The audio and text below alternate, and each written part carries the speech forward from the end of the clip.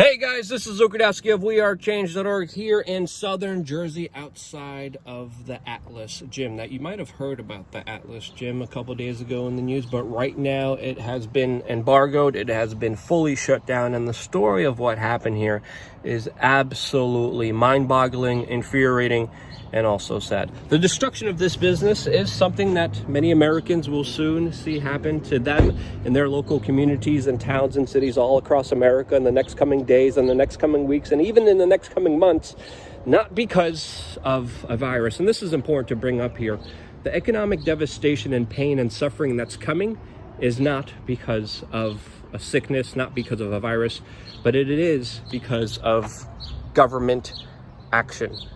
A lot of people would say incompetent government action, draconian action, over-the-top action. And I think some of those assessments are fair as we go here to some of the memorial here that some people have left off for this business. Now, I also wanted to say that a mutual friend of mine is a friend of the owner of this business. We were supposed to do an interview, but since we agreed to, the business has been embargoed.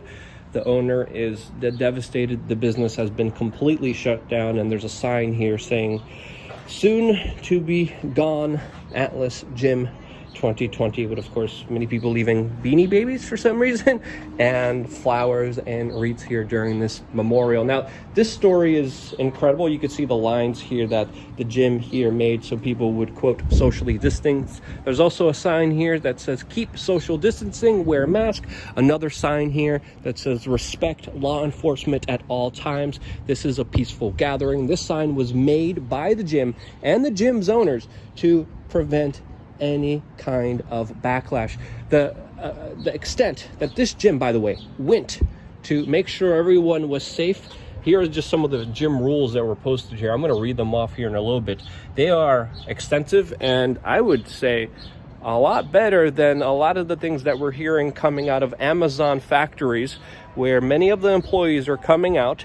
Amazon won't even release the total number of people that got sick working in their factories. Of course, many of them providing non-essential services. And during this phase one of lockdown, we have seen small businesses, mom and pop businesses, businesses that are not multinational corporations, businesses that don't have friends in politics, totally eviscerated. Phase one should be called open for Walmart and Amazon to do whatever they want. Meanwhile, everyone else is screwed. If we lived in the fair world, phase two of this, quote, lockdown would include the shutting down of big multinational corporations that were allowed to be open in phase one. Meanwhile, only allowing mom and pop shops to be open. Now, as this business was just embargoed, it's important to note here, I've been driving around here. I drove down here from New York City. A lot of businesses are open. The toll booth lady that takes your money for having the privilege of driving down the King's Road, that takes your cash, she's there. But a business that goes above and beyond to make sure everyone is safe during these times, that helps people with their health. Again, you could argue about the ramifications of opening up a gym or not, but let me just read you the rules that they had with opening up. The first rule that they had was that this gym was only open to members. There was no day passes, there was no guests, there was no new signups. They tried to say that since this is a private membership club, they could get away with being open. The state didn't agree with that. They also announced that they will be operating at 20% of their building's capacity. They mandated that people wear masks at all times, that they have hand sanitizers that they would be given upon entry into this building. They would have to answer a medical questionnaire. Their temperatures would be taken, and if it was above 100.4, they would not be allowed to be in the facility. They were supposed to sign a medical questionnaire as well as a contract saying that, of course, they are taking the safety precautions to enter the gym. They also would be enforcing, because again, the gym's closed here, strict social distancing. Showers and lockers were off limits. There would be no shared equipment. Each member would have their own spray bottle of alcohol. And again, they wrote here at the bottom, do not expect a normal day at the gym. Expect to modify your workouts, respect each other's space and time, move efficiently. Monday will be on a first come, first served basis. Please be patient with us as we implement a scheduling option online shortly. Again, above and beyond anything that we saw at Walmart, anything that we saw at these other multinational large corporations that are hiding the data about how many people got sick within their own facilities. This gym, again, above and beyond when it came to making sure people were safe during these times. As of course, other businesses are open. There's government mandated toll booth workers just taking money from you. And then this business, to have the government threaten the shutdown, brought, of course, a lot of protesters here. Some of them had their own particular weird beliefs that the media is nitpicking and trying to associate it with this business, trying to say that they're a white supremacist business. Again, I have found no evidence of that at all. A mutual friend of mine is friends with the owner here, and she says that those claims are absolutely bogus and outrageous. And police officers showed up when a group came here. Police officers right here in this moment made an announcement that the people here are in violation of this executive order, not the law, not anything that's been passed by any body of officials, by any representatives. No, a decree made by the governor, an executive order made by him and him solely, and the police officers announced in this very spot that they are in violation of this executive king's decree. But they said that's all they heard to do, and they walked off to the cheer and surprise of many. And it looked like at first this worked, well, until other police officers came, and when patrons started coming out, they started fining them, citing them, and of course now people who patronized this business are facing a $1,000 fine and 6 months in jail. This is the letter here by the Camden County Prosecutor's Office that says here, anyone who patronizes a business that is open in violation of an executive order could face criminal charges in the form of a disorderly person's offense, for which you could be fined up to $1,000 for each offense and spend up to 6 months in jail.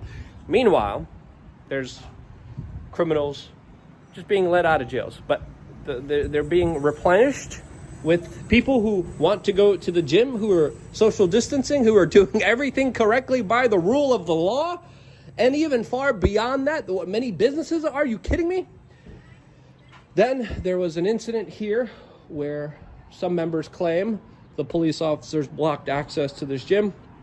The gym was flooded, and they found paper towels that, of course, they never used before or wasn't on the premises, and they say that they were sabotaged that way. And after that, the Division of Environmental Health of the County of Camden came in, and they set a notice of embargo, even after not officially inspecting a place, since, of course, it was closed only to members and no one else. But even without conducting the investigation, we now here have a business that will find it extremely difficult to just operate or just completely be shut down for an unexplainable amount of time, until some fat cat government bureaucrat decides that, hey, yeah, you could also make a living, you could also earn a livelihood, just like, of course, the super rich are doing, just like the multinational corporations are doing right now. Which, again, after reading those specific rules, this should really make you understand that this is not about safety, because this gym was going far above and beyond safety. This is about something else. This is about something more sinister. This is something that should raise a lot of eyebrows and a lot of concern for individuals out there, since, of course, this casualty is only one of many soon to come. This casualty was one that was willing to raise their voice and now has been punished for the act of just simply existing. Crazy story here. I mean, they even set up a whole surveillance system here, which the owner of this entire property had to kick off the police department for setting up here, as they were, of course, tracking, databasing everyone who was going in and out of this business to find them. What's going to happen to the people who patronize this business? Well, we don't know. Will they get 6 months in jail? Will they get $1,000 fine? We'll see what the judges say. This is a story that, of course, we're going to be following very closely, but this has many vast implications. And the people who always make the arguments that police officers wouldn't enforce crazy laws, well, they went above and beyond here, especially with their surveillance grid system that they set up here, monitoring, tracking, getting everyone's license plates, and going after them for simply going after a gym. There's a lot of ramifications of this story. There's a lot of things to really consider. There's a lot of things to really ponder and to think about. And to spur that conversation, this is why we're here as independent media doing this reporting here on the ground. If you enjoyed it, share it with your friends and family members, because this is a story that is going to be becoming far too often of a circumstance that the people here of this country will have to deal with. Thank you guys again so much for watching and supporting Rural Independent Media. I wouldn't be here if it wasn't for you. Love you guys. Stay tuned for more.